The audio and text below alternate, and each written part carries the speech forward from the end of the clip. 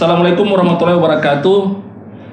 Sahabat podcast Suara NATO, saya Andrika Hasan kembali lagi dalam podcast hari ini, hari Jumat berkah, tanggal 20 Agustus.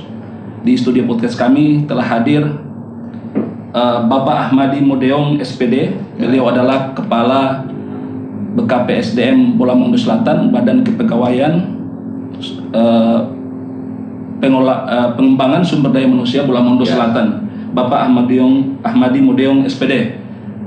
Pak Ahmadi, apa kabar? Assalamualaikum. Ya, alhamdulillah, waalaikumsalam. Sehat Pak ya? Ya, alhamdulillah, sehat. itu yang paling penting Pak, kesehatannya. Ya, mengawali diskusi kami, sahabat podcast Suara NATO, saya ingin berbincang terkait dengan bagaimana pengelolaan sumber daya manusia, khususnya kepegawaian di Bolamondo Selatan. Pertanyaan saya yang pertama, Pak Ahmadi, terkait dengan perumusan kebijakan, kemudian pelaksanaan kebijakan, serta pelaksanaan evaluasi pelaporannya terhadap urusan pemerintahan di bidang aparatur sipil negara itu seperti apa sampai sejauh ini di Bolamondo Selatan, Pak? Ya, makasih atas kesempatan yang diberikan kepada saya. Tentu yang pertama saya mengucapkan terima kasih pada teman-teman yang sudah memberikan waktu ini kaitan dengan acara kita di siang hari ini. Pertanyaannya bagaimana kebijakan teknis? Tentu yang menjadi dasar ketika kita merumuskan satu kebijakan teknis di pemerintah, khususnya BKPSDM itu, kita berawal dari visi misinya Pak Bupati. Yang di visi misi itu ada di misi ketiga, itu pengembangan sumber daya manusia secara profesional. Nah, BKPSDM sebagai leading sektor dalam hal ini tentu secara operasional harus mampu melahirkan atau menjembatani apa yang menjadi keinginan Pak Bupati. Nah, sisi kepegawaian ini memang pengelolaannya cukup dinamis ya. Kemudian dia berdinamika karena perkembangan regulasi juga hampir setiap tahun, sehingga ini harus perlu punya kehati-hatian karena yang dikelola ini adalah manusia. Manusia ya, benar. Bicara tentang aparatur sipil negara dan PNS juga ini dua kata yang berbeda, sehingga secara terminologi kadang-kala orang salah mengartikan bahwa yang namanya PNS sudah itu adalah ASN. Atau sebaliknya, ASN sudah itu PNS. Padahal itu sangat berbeda. Kenapa dia berbeda? Bedanya di mana, Pak? Ya, pertama memang dua nama ini lahir dari produk namanya Undang-Undang Nomor 4 2014 tentang Pegawai Negeri Sipil. Tetapi di peraturan pemerintah ini diatur, masing-masing diatur. Kalau pegawai negeri sipil itu diatur melalui PP 11 tahun 2017 tentang manajemen ASN yang hari ini sudah direvisi menjadi PP 17 tahun 2020. Ada salah satu pasal yang direvisi di situ. Nah, ini khusus mengatur tentang yang namanya pegawai negeri sipil. Ya kan? Nah, pertanyaannya bagaimana dengan aparatur sipil negara? Itu diatur di PP 49, peraturan pemerintah tersendiri. Iya, 49 tahun 2018 terkait dengan pegawai pemerintah dengan perjanjian kontrak atau disebut dengan P3K. Nah, seperti pasti orang bertanya, seperti apa contohnya? Contohnya seperti pegawai KPK. Itu masuk ASN tapi dia punya kontrak tertentu. Tapi itu ASN. Iya. Cuman dia punya kontrak tertentu. Regulasinya yang mengikuti adalah Undang-Undang ASN ya? Iya, Undang-Undang ASN. Sehingga dua peraturan pemerintah ini harus diketahui dulu bahwa ini berbeda. Sehingga pegawai negeri sipil sudah pasti adalah ASN. Tetapi ASN belum tentu dia pegawai negeri sipil. Begitu. Nah, itu secara terminologi yang harus kita pahami dulu teman-teman yang terutama pegawai negeri sipil, supaya penyebutan dan fungsi dari dua nama ini tidak salah. Jadi berbeda ini Pak ya? Ini berbeda. Dari regulasinya satu produk Undang-Undang 4 2014 tentang pegawai negeri sipil, tapi peraturan pemerintah yang mengatur itu berbeda. Kalau dia ASN, pegawai pemerintah dengan perjanjian kerja. Ya kan? itu disebut dengan atau diatur lewat PP 49 Yes. tahun 2018. Yes. Kalau dia pegawai negeri sipil itu PP 11 2017 yang hari ini sudah direvisi menjadi PP 17 2020. Ya. Itu tentang pegawai negeri sipil. Nah, tentu orang bertanya perbedaannya di mana yang paling signifikan. Kalau dia pegawai negeri sipil, dia itu masuk kategori di jabatan strukturalnya mulai dari kepala dinas, Ya. kemudian Eselon. camat, TNI, Polri. Nah, itu masuk di kategori pegawai negeri sipil. Kenapa? Karena mereka diberikan hak-hak sampai dengan pensiun. Kalau P3K tidak ada jaminan pensiun. Tapi sampai di usia pensiun masa kerjanya. Iya, cuman dia tidak ada jaminan pensiun. Tidak ada jaminan pensiun ya. Oke. Terkait dengan pelaksanaan kebijakan teknis itu seperti apa? Ya, nah kebijakan teknis dalam hal untuk bagaimana kemudian Pemda di Bola Mongondo Selatan ini menata kepegawaiannya dari sisi teknis, yang paling pertama itu penyisian satu pegawai atau pegawai negeri sipil satu daerah itu dia harus memperhatikan jumlah ASN, penduduk, luas wilayah, ya toh, kemudian jumlah penduduk luas wilayah, sehingga dari situ kemudian kita bisa mengetahui berapa kebutuhan ASN. Dipetakan ya. Iya, kebutuhan ASN dalam rangka melakukan pelayanan pemerintahan daerah. Ya, benar-benar Pak. Nah, kalau kita merujuk di data pegawai negeri sipil Indonesia, seluruh Indonesia itu hari ini kan sudah berada di 4.500.000 sekian pegawai negeri sipil seluruh Indonesia yang terbagi pada 3. Yang pertama ada pegawai struktural, itu kurang lebih 400.000. Kemudian ada pegawai teknis. Ya kan, pegawai teknis itu ya itu kurang lebih ada 200.000 dan pegawai kesehatan atau fungsional itu kurang lebih pegawai kesehatan itu ada 400.000. Yang sisanya itu adalah guru. Ya. Nah, artinya gambaran yang ada di negara tentang kebutuhan jumlah ASN itu juga bisa terjadi di daerah. Di daerah. Nah, dan Molsel hari ini seperti itu ya. Ya, sehingga kita dalam rangka merumuskan itu, kita tentu melihat dulu setiap perangkat daerah itu sebagai instansi yang mendorong untuk mencapai visi tadi Pak Bupati. Ya. Berapa kebutuhan di instansi pemerintah atau perangkat daerah itu? Perangkat daerah itu. Nah, itu kita minta yang namanya analisis kebutuhan pegawai. Yes. Ya kan? Kemudian Analisis setelah jabatan. ada analisis kebutuhan pegawai, kita minta juga anjapnya, analisis jabatannya. analisis jabatannya, Ya. berapa yang dibutuhkan. Benar. Nah, setelah itu kemudian perangkat daerah memberikan bahwa ini yang dibutuhkan di dinas pertanian sekian pegawai, yang dibutuhkan di dinas perikanan sekian pegawai, masukkan ke kita. Ya kan, itu yang kemudian kita olah, kemudian kita usulkan kepada Menteri Pendayagunaan Aparatur Negara bahwa Bola Mongondo Selatan kita membutuhkan pegawai sekian. Ya. Nah, disitulah kemudian kita diberikan yang namanya formasi. Formasi ya.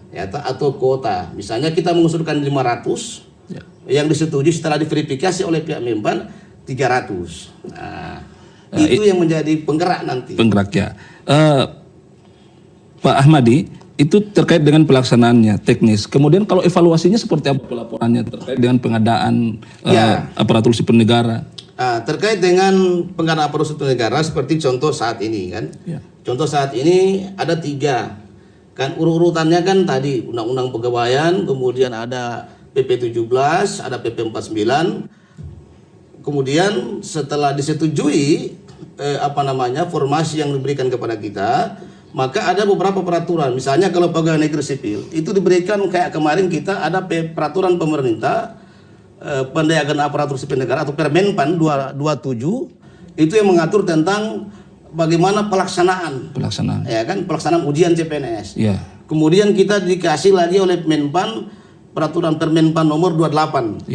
Bagaimana tentang pelaksanaan rekrutmen atau pengangkatan P3K non guru ya, yang ASN tadi. Kemudian kita dikasih lagi Permenpan 29 bagaimana pelaksanaan atau rekrutmen tentang pengangkatan pegawai P3K atau non guru, P3K guru.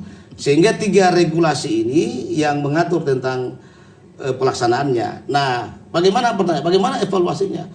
Nah, kalau dia tadi formasi diberikan oleh Menpan, kemudian regulasinya dikasih tentang tata cara penerimaan pengangkatan tadi, pihak BKN itu selaku Panselnas, Ya. yaitu Badan Kepegawaian Negara itu panitia seleksi Seleksi nasional, nasional. ya.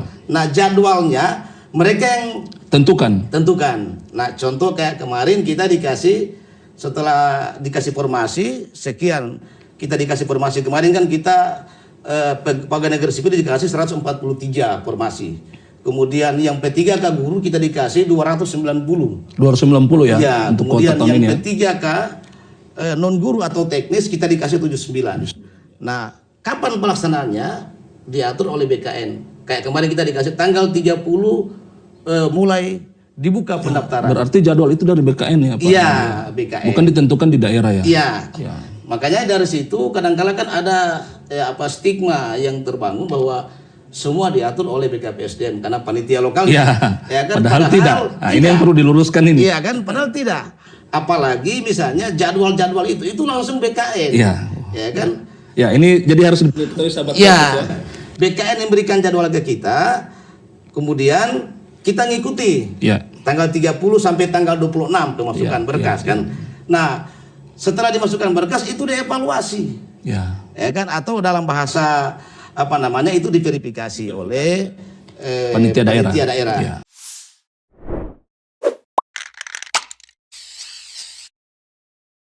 Ya, Pak Ahmadi, ini terkait tentu pelaksanaan kepegawaian itu dan evaluasinya itu tentu membutuhkan instrumen-instrumen penunjang. Ya, sekarang dengan sistem digitalisasi tentu aplikasi. Kita mendengar di Bola Mondo Selatan ada aplikasi Siberkah, itu seperti apa aplikasi itu, Pak? Ya, bisa dijelaskan. Sebetulnya kalau aplikasi Siberkah ini hanya mengatur terkait dengan disiplin pegawai. Ya. Dia tidak masuk pada ranah penerimaan pegawai atau CPNS hari ini. Oh ya. Karena Siberkah ini satu produk inovasi yang kita coba lahirkan dalam rangka untuk bagaimana kemudian disiplin pegawai negeri sipil ini bisa kita atur, ya kan, kemudian pekerjaan mereka terstruktur, sistematis, ya kan, tersistematis, kemudian regulatif, yes, ya kan. Nah, sehingga diatur. Bagaimana cara pengaturannya? Pengaturannya cuma sederhana aja kan. Siberkah ini kan kita kan diatur bahwa pegawai negeri sipil itu berdasarkan undang-undang ASN 1 minggu itu 37,5 jam kerjanya ya. Jam kerjanya, ya kan. Nah, kalau ditarik di pegawai pemerintah daerah berarti kita setelah kita bahagi kemarin itu perhitungannya masuk itu jam 7.15 pagi, apel pagi, ya kan. Pulang dia sampai setengah 5 ya. Ya kan, bahkan ada sampai jam 5 kan. Nah, Siberkah ini mengatur pagi itu sebelum jam 7.15 sebagai bukti bahwa dia sudah start melaksanakan tugas. Itu dia mengambil foto lewat aplikasi. Aplikasi itu ya, oke. Ya kan, kemudian dia terdaftar. Ya, saya potong dulu Pak Ahmad. Terkait itu aplikasi Siberkah sejauh ini apakah efektif untuk peningkatan kinerja ASN Bolsel? Ya, saya pikir sangat efektif kan. Karena apa? Ada multiplier yang berakibat motivasi para ASN itu, itu sangat kuat motivasi kerjanya. Contoh kayak kemarin kan, di masa pandemi ini kan sebetulnya menuntut kita untuk bagaimana berinovasi lewat digitalisasi kan. Apalagi kita masuk di era 4.0 saat ini kan. Ya, sudah 5 malah ini mau ke 5 ya. Nah, jadi kita ini sebenarnya mempermudah kinerja ya. Mempermudah pelayanan kan. Ketika mereka misalnya lupa kan, pasang aja alarm, mereka pasang alarm, ambil gambar di situ kan. Nah, setelah mereka ambil gambar, foto, laporan, starting kerjanya mulai start juga. Ya, kan? Ya, karena ada efek domino ketika misalnya kita tidak melakukan itu, konsekuensinya kan. Karena itu juga diatur terkait dengan salah satu indikator pembayaran tunjangan TKD-nya penghasilan ya, TPP. Ya. Terkait dengan tadi konsekuensi itu, reward dan punishment-nya ada? Ya. Oleh BKPSDM. Reward punishment-nya, kalau misalnya ada ASN yang melakukan apel setelah jam 7.15, berarti sudah lewat. Sudah lewat ya. Punishment-nya langsung otomatis oleh sistem. Di TPP itu sudah by system. Iya, langsung dia terpotong 0. Ya? Iya, 0,5%. Siberka itu bisa kepanjangannya boleh disampaikan? Sistem informasi berbasis sistem siberka, sistem informasi berbasis kinerja aparatur. Kinerja aparatur ya. Reward punishment. Iya. Ya, punishmentnya? Kalau punishmentnya tentu kita akan tahu bahwa setelah 1 bulan mereka memasukkan data tentang daftar hadir kepegawaian, kita bisa tahu di situ ada pegawai yang tidak masuk. Tanpa kepala dinasnya atau pimpinan perangkat daerahnya melaporkan, atasannya langsung ya. Iya kan, melaporkan bahwa di sini ada pegawai yang tidak aktif, kita bisa tahu lewat sistem itu. Karena di daftar hadir itu tidak terbaca yang bersangkutan. Oh, benar-benar. Dia tidak terbaca. Karena sudah sistem tidak bisa diakalin lagi ya. Iya, tidak bisa diakalin lagi. Oke, Pak Madi, kita stop dulu ya, kita minum dulu sebentar.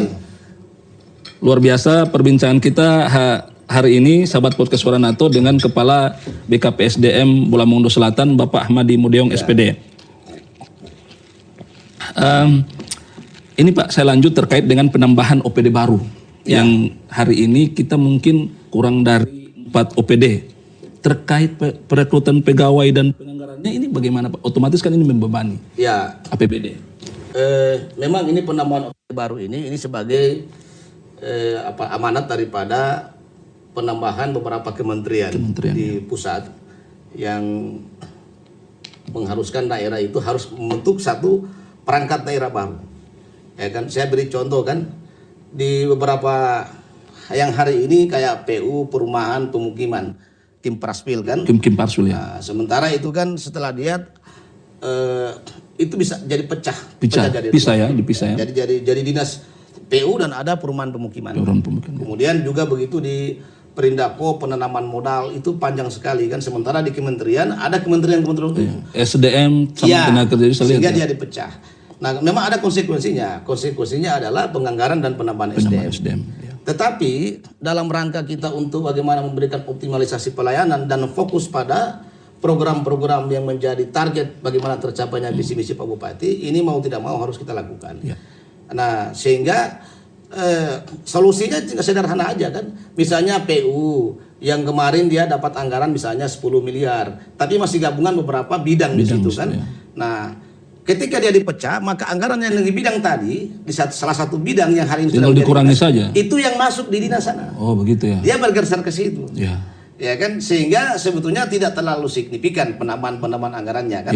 Karena programnya misalnya sudah ada platform anggaran 10 miliar terbagi atas 4 dinas, 4 bidang, kemudian 2 dari 4 bidang ini 2 bidang pecah jadi dinas. Maka anggaran yang di 2 bidang tadi itu diupload, tinggal dialihkan, dialihkan ke situ. Tapi ini Pak Ahmadi, ini kan situasi pandemi. Tentu berbeda ketika situasi normal. Kita tidak pernah tahu bahwa kapan pandemi ini akan berakhir. Nah, sementara pemisahan OPD itu menjadi suatu keharusan yang harus dilakukan oleh pemerintah daerah. Nah, menyikapi anggaran ini seperti apa? Otomatis sementara kita ada refocusing anggaran. Ya, benar. Ya, jadi memang ini menjadi masalah nasional, refocusing ini. Tetapi kan dalam rangka kita untuk menyikapi bagaimana menghentikan lajunya perkembangan COVID ini, pemerintah pusat mau tidak mau harus mengambil satu kebijakan seperti ini. Nah, kebijakannya adalah refocusing salah satu kan. Refocusing ini kan memang berdampak di struktur anggaran yang ada di daerah. Tetapi kan kalau kita mau lihat secara sistemik ke dalam, kan urutan daripada menghasilkan satu anggaran itu pertama kan programnya ada visi misi Pak Bupati, kemudian dijabarkan lewat RPJMD. Ya kan, RPJMD kemudian dijabarkan lewat RKPD. Di RKPD kemudian dijabarkan lewat pembahasan KUA PPA, KUA PPAS kan. Kemudian masuk pada rencana kegiatan atau renja kan. Kemudian masuk pada RKA. Nah, di renja dan renstra itu kan agak dua kalimat yang harus dipahami dulu, bahwa ada rencana kerja, ada rencana kerja strategis. Ya kan, ketika kita masukkan 10 renja program kegiatan, ya kan, kemudian ada renstra, dari 10 itu mana yang lebih strategis? Yang prioritas ya. Ya, prioritas. Tentu harus linear dengan visi misi. Iya, itu dulu. Kalau dia 10 kan anggarannya terbatas, karena ada refocusing, yang strategis tadi yang sangat prioritas itu yang didahulukan. Benar. Ya kan, sehingga tinggal bagaimana perangkat daerah itu kemudian dia mengatur siklus program-program ini tercapai kan. Iya, benar. Jadi itu mungkin cara yang diambil oleh pemerintah daerah Karena situasi pandemi. Situasi pandemi. Apakah dana PEN? Kebetulan Bolsel kan dapat. Ya. Itu bisa untuk. Ya, dana PEN itu kan pemulihan ekonomi nasional yang menjadi satu kebijakan daripada pemerintah Jokowi hari ini. Ya kita semua daerah diminta kan.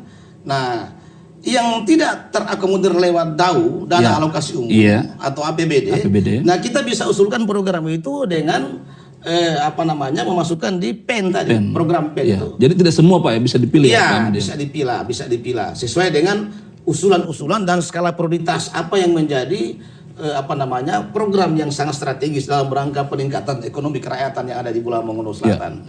Begitu. Oke, Pak Ahmadi, Kepala BKPSDM Bolsel, sahabat Profesor Renato, kita ketahui barusan hari ini kemarin sudah selesai proses seleksi CPNS ya, dan P3K.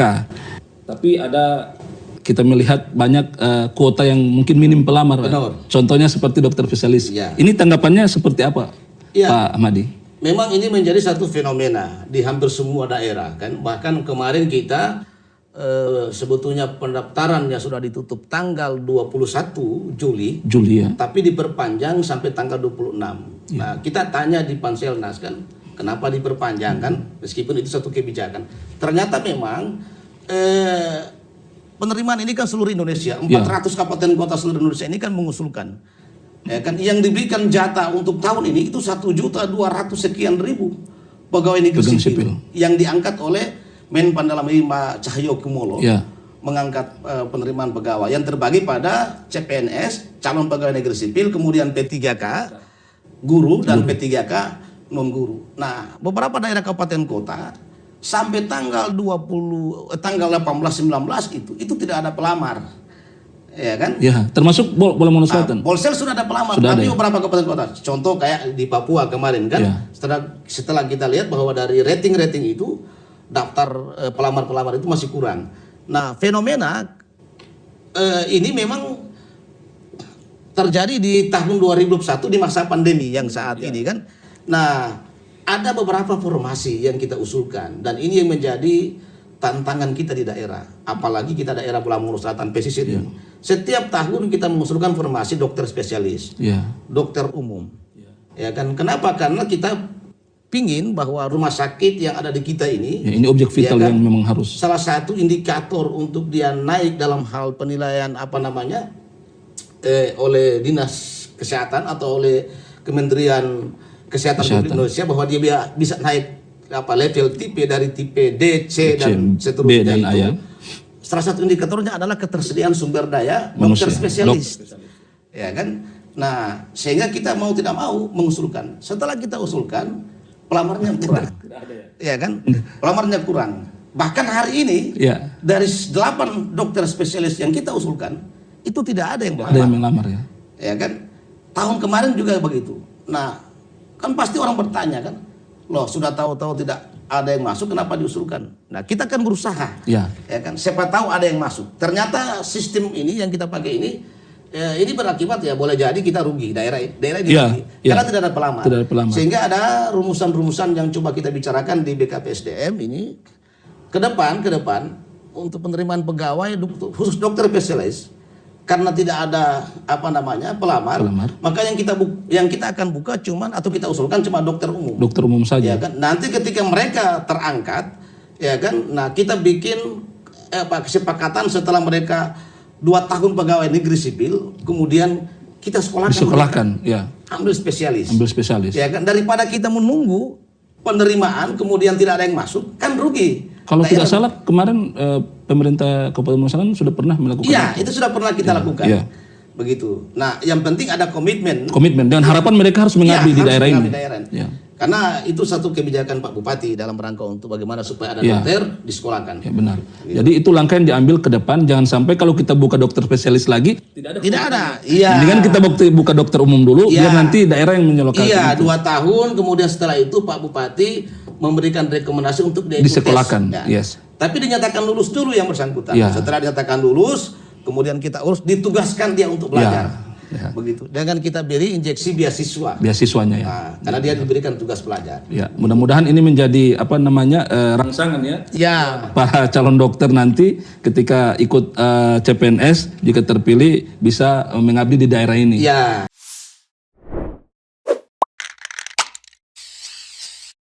Nah, terkait dengan pelaksanaan rekruten CPNS dan P3K ini, Pak Ahmadi, di sini kan proses Bolamun Selatan sekarang ini level 3 pandemi COVID masih ada. Benar. Pelaksanaan protokol kesehatannya apa saja, Pak? Terkait dengan bagaimana para pelamar dari luar daerah ini syarat-syarat itu sampai hari ini.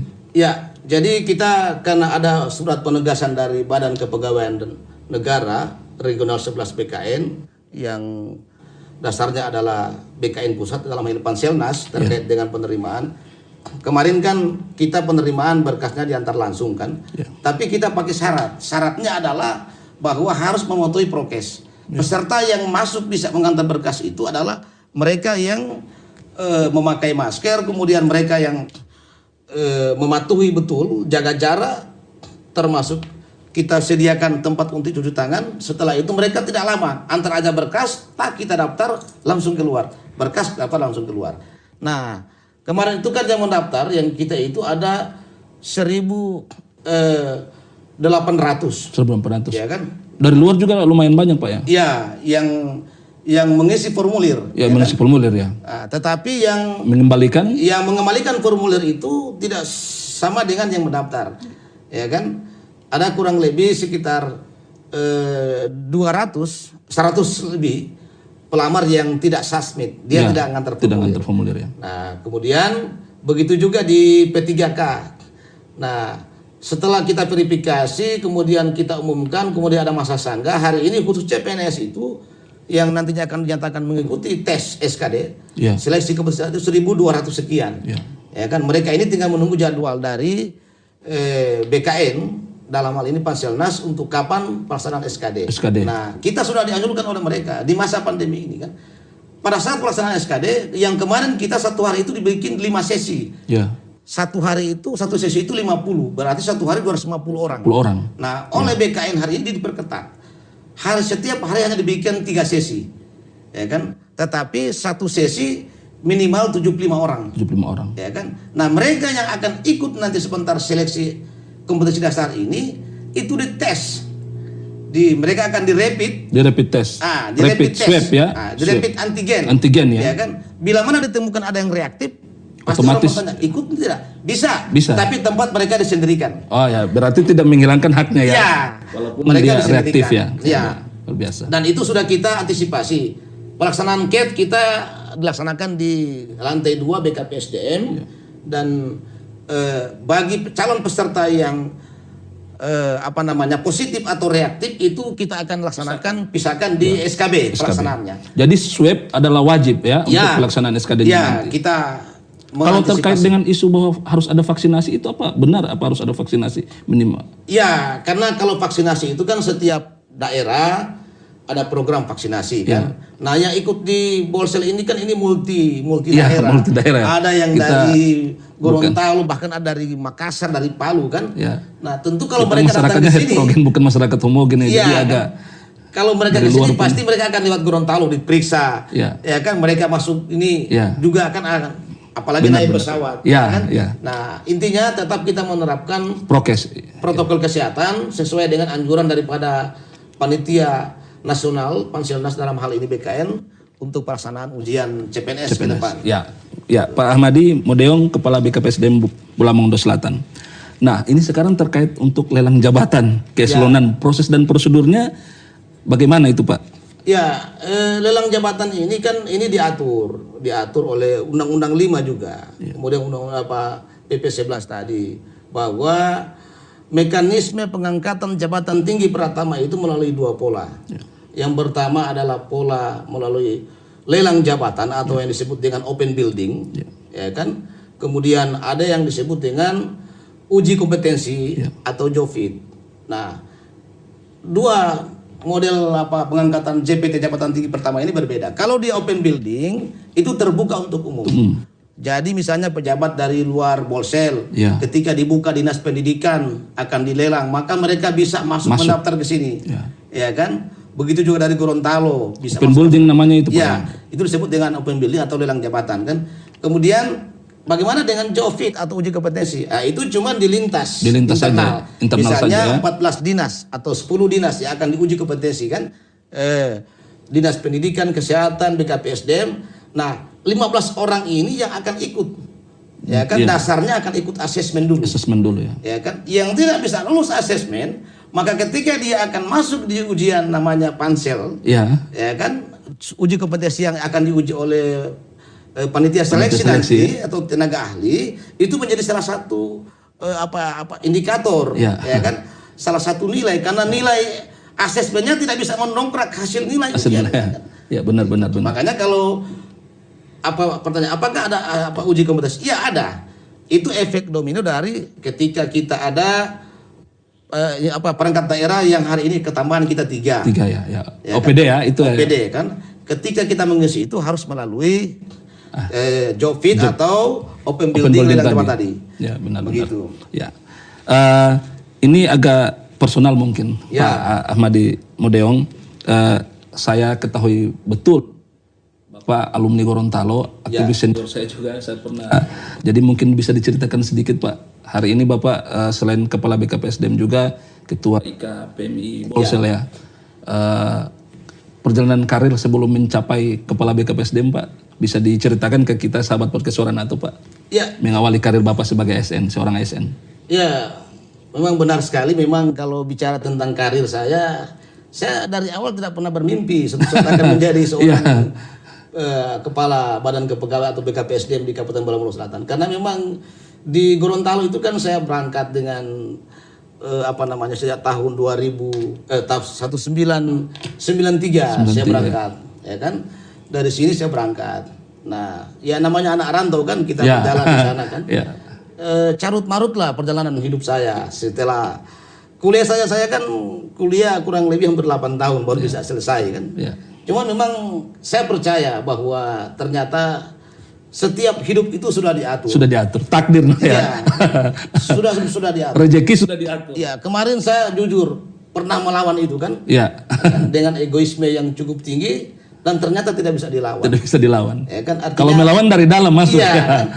Saya coba dari luar tapi ternyata memang tidak bisa. Nah, karena pilihannya saya sudah masuk pegawai negeri sipil, maka secara otomatis ya harus bekerja layaknya sebagai orang pegawai negeri sipil.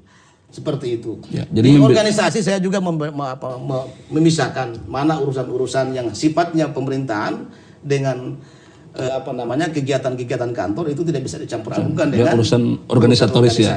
Ya, benar-benar. Gitu. Ya, terakhir Pak Ahmadi, closing statement terkait dengan perbincangan kita hari ini. Ya, saya pikir di akhir perbincangan ini saya mengucapkan terima kasih, dan podcast Suara NATO ini adalah merupakan salah satu paling tidak saya berharap menjadi cikal bakal, luar biasa. Bakal untuk bagaimana kemudian program ini bisa di bumi tidak hanya di Bolamongo Selatan tetapi di Sulawesi Utara, sehingga Bolsel akan lebih terkenal, kemudian menunjukkan bahwa kita punya identitas, kita punya jati diri, bahwa Bolsel tidak berada di pesisir atau tidak orang-orang pesisir, tapi kita orang pesisir berpikir Indonesia berpikir global. Luar biasa closing statement dari Pak Ahmadi Modeong, SPD Kepala BKPSDM Bolsel. Ya, sahabat podcast Suara NATO, itulah tadi perbincangan saya dengan Kepala BKPSDM Bolamongo Selatan, Bapak Ahmadi Modeong SPD. Saya Andri Kasan undur diri bersama Pak Ahmadi Modeong. Assalamualaikum warahmatullahi wabarakatuh. Ya, terima kasih.